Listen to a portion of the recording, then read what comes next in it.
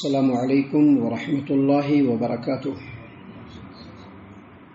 اعوذ باللہ من الشیطان الرجیم، بسم اللہ الرحمن الرحیم۔ كدأب آل فرعون والذین من قبلهم كفروا بآیات اللہ فأخذهم اللہ بذنوبهم ان اللہ قوی شدید العقاب۔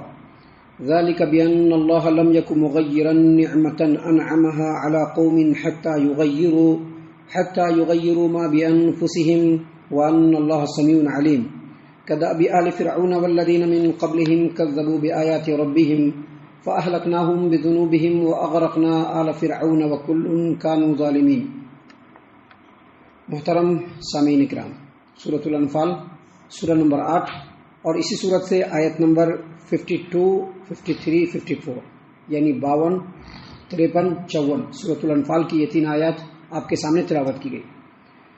سامعین اکرام، ان تینوں آیتوں کے اندر اللہ تبارک و تعالیٰ نے تمام انسانوں کو نصیحت فرمائی ہے، ان کو آگاہ کیا ہے، وارننگ دیا ہے، اور تمام انسانوں میں کفار و مشرکین ہو چاہے مسلمان ہو، سبوں کے لیے اس کے اندر آگاہی ہے، تنبیہ ہے۔ ان آیتوں کو سمجھیں، پڑھیں، ان کے معنی اور مفہوم پر غور کریں اور اپنی زندگی میں ان آیتوں کے اندر جو باتیں بتلائی گئی ہیں ان کو سمجھ کر کے اس پر عمل کرنے کی کوشش کریں۔ دیکھیے، اللہ تبارک و تعالیٰ نے اصل میں جو جنگ بدر کے اندر جو لوگ شریک ہوئے تھے اور اس زمانے کے جو کفار و مشرکین تھے ان کے بارے میں بیان فرمایا، لیکن اس سے ہرگز یہ نہ سمجھا جائے کہ صرف ان کے لیے تھا، یہ تمام انسانوں کے لیے۔ اللہ تبارک و تعالیٰ نے فرمایا كدأب آل فرعون والذین من قبلهم كفروا بآیات اللہ فأخذهم اللہ بذنوبهم ان اللہ قوی شدید العقاب۔ ان کافروں کا معاملہ بالکل فرعونیوں کی طرح سے، آل فرعون کی طرح سے، كدأب آل فرعون، اور ان لوگوں کی طرح سے جو فرعون کے لوگوں سے پہلے سے گزرے، یعنی آل فرعون سے پہلے، فرعونیوں سے پہلے جو قومیں بھی گزری ہیں ان کا جو معاملہ تھا وہی معاملہ مکہ کے مشرکین کا ہے۔ اللہ تبارک و تعالیٰ نے مزید آگے فرمایا کفروا بآیات اللہ، ان لوگوں نے اللہ تبارک و تعالیٰ کی آیتوں کو جھٹلایا، فأخذهم اللہ بذنوبهم، تو اللہ تبارک و تعالیٰ نے ان کے گناہوں کے بدلے میں ان کو عذاب میں گرفتار کر لیا۔ اور ان اللہ قوی شدید العقاب، اور بے شک اللہ تبارک و تعالیٰ سخت عذاب دینے والا اور قوی ہے۔ محترم سامعین کرام، اس آیت کریمہ کے ذریعے سے اللہ تبارک و تعالیٰ نے لوگوں کو یہ بتلایا کہ مشرکین مکہ جو بدر کے اندر شریک ہوئے اور ان کے علاوہ جو مشرکین ہیں ان کا جو حال ہے، ان کا جو احوال ہے بالکل فرعونیوں کی طرح سے، اور فرعونیوں سے پہلے جیسے قوم نوح گزری، قوم سمود گزری، قوم عاد گزری، ان قوموں کا جو حال بالکل مشرکین مکہ کا بھی اور دوسرے جو کفار ہیں ان کا بھی وہی حال ہے۔ کیسے؟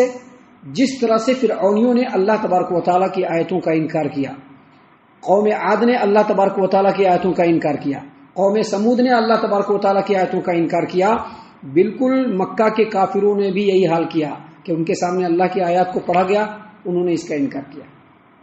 اب اس کا مطلب یہ نہیں ہے کہ دوسرے لوگ جو انکار کرنے والے اللہ کی آیتوں کا وہ اس سے ہٹ جائیں گے، نہیں، لیبل لگا لینے سے نہیں ہوگا۔ اب لیبل لگا لیتے ہیں نا، لیبل لگانے سے نہیں ہوگا۔ جتنے بھی لوگ اللہ تبارک و تعالیٰ کی آیتوں کا انکار کرنے والے ہیں، اس آیت کریمہ سے وہ تمام لوگ مراد ہیں۔ اللہ تبارک و تعالیٰ نے کہا کہ ان کافروں کا حال فرعونیوں کی طرح سے ہے، قوم عاد کی طرح سے ہے، قوم سمود کی طرح سے ہے، قوم نوح کی طرح سے ہے، کہ جس طرح سے ان لوگوں نے اللہ تبارک و تعالیٰ کی آیتوں کا انکار کیا، مکہ کے مشرکین نے بھی اللہ تبارک و تعالیٰ کی آیتوں کا انکار کیا، اور جس طرح سے ان لوگوں کو اللہ تبارک و تعالیٰ کے عذاب سے دوچار ہونا پڑا، آج بدر کے میدان میں بھی ان مشرکین کو بدر کے عذاب سے دوچار ہونا پڑا۔ اور اگر ان لوگوں نے اپنے حال کو، اپنے احوال کو، اپنے حالات کو نہیں بدلا تو آگے بھی ان لوگوں کو اللہ تبارک و تعالیٰ کی عذاب سے دوچار ہونا پڑے گا، کیونکہ اللہ تبارک و تعالیٰ سخت عذاب دینے پر بالکل قادر ہے، سب سے زیادہ قوی ہے۔ اس کا مطلب یہ ہے کہ آج بھی جو لوگ اللہ تبارک و تعالیٰ کی آیتوں کا انکار کرنے والے ہیں ان کو بھی ڈر جانا چاہیے، ان کو بھی سمجھ جانا چاہیے۔ آج جو دنیا میں لوگ بالکل اتراتے ہوئے چلتے ہیں اور سمجھتے ہیں کہ ہمارا سب ہمارا نہیں رہنے والا ہے۔ جو بھی اللہ تبارک و تعالیٰ کی آیتوں کا انکار کرے گا جیسے بدر کے اندر مشرکین کو ملیا میٹ کر دیا گیا اور جس طرح سے اس سے پہلے کی قوموں کے نام و نشان کو مٹا دیا گیا، ان کے بھی نام و نشان کو مٹا دیا جائے گا۔ سامعین کرام، اگلی آیت کریمہ میں جو اللہ تبارک و تعالیٰ نے بات بیان فرمائی ہے وہ اس سے بھی زیادہ نصیحت والی ہے۔ اللہ تبارک و تعالیٰ نے فرمایا ذالک بأن اللہ لم یکن مغیرا نعمتا انعمها علی قوم حتی یغیروا ما بانفسهم وان اللہ سمیع علیم۔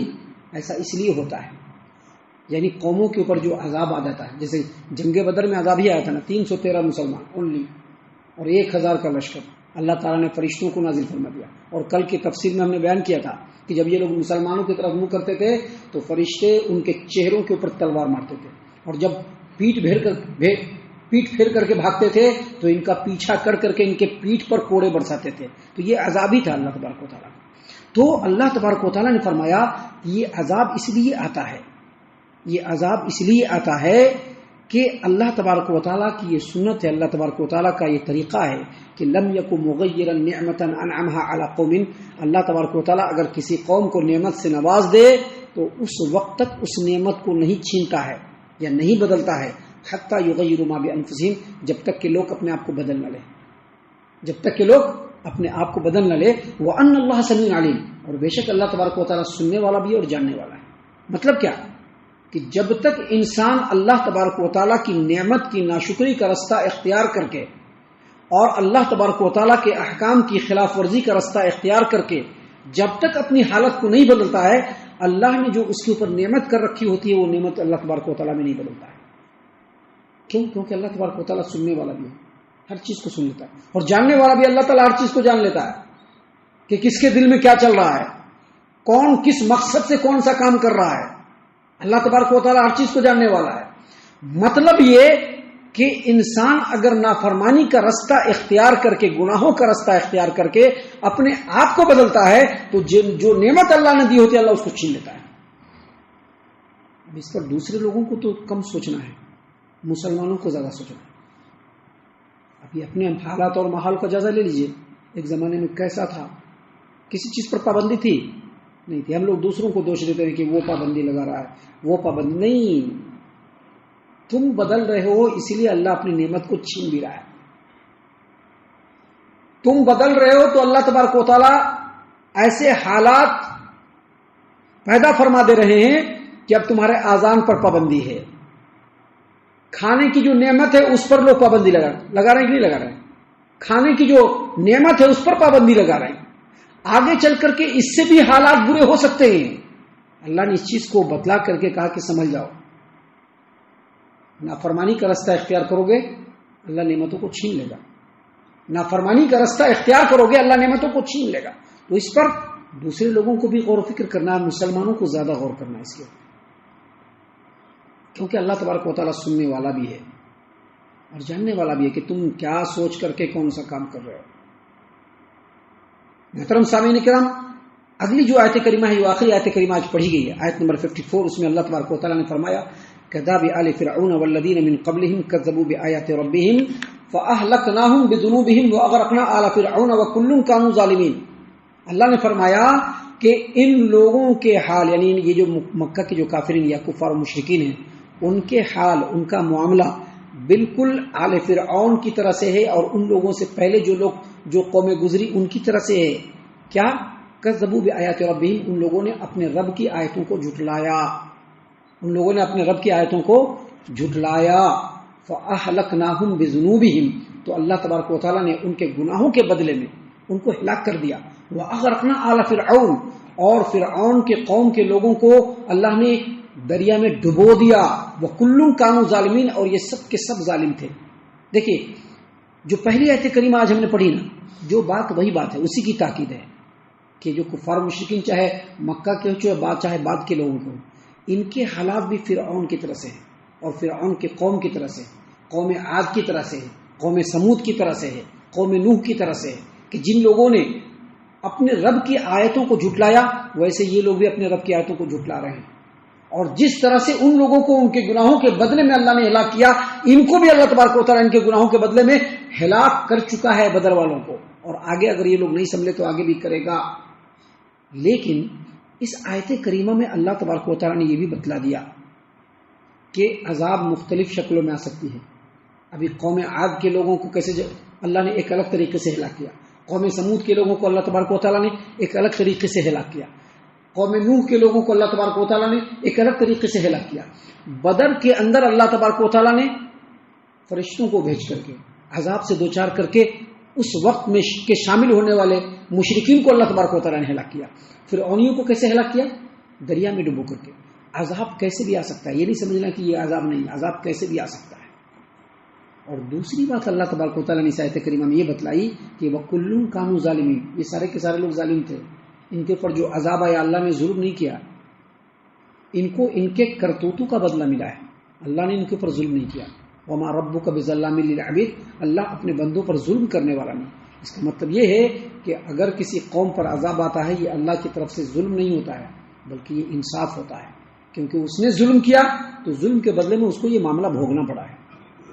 سامعین اکرام، ابھی آگے اور بھی بہت ساری باتیں ہیں جو اللہ تبارک و تعالیٰ نے اس صورت کریمہ میں ہم لوگوں کی نصیحت کے لیے، ہم لوگوں کی ہدایت و رہنمائی کے لیے بیان فرمائے ہیں.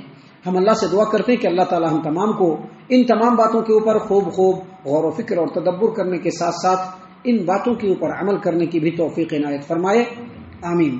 اللہ تعالیٰ ہم تمام کو صحیح معنوں میں پکا سچا مومن مسلمان بنائے، اللہ اور اس کے رسول صلی اللہ علیہ وسلم کی اطاعت و فرما برداری کرنے والا بنائے، صحابہ کرام رضی اللہ عنہم کے طریقے پر چلنے والا بنائے، جنت الفردوس میں جگہ عطا فرمائے. اے اللہ ہم تمام کو جہنم سے پناہ دے. اے رب العالمین ہم تمام کو جہنم سے پناہ دے. اے مالک الملک ہم تمام کو جہنم سے پناہ دے. آمین یا رب العالمین. وما علینا الا البلاغ المبین. تبارك الذي نزل الفرقان على عبده ليكون للعالمين نذيرا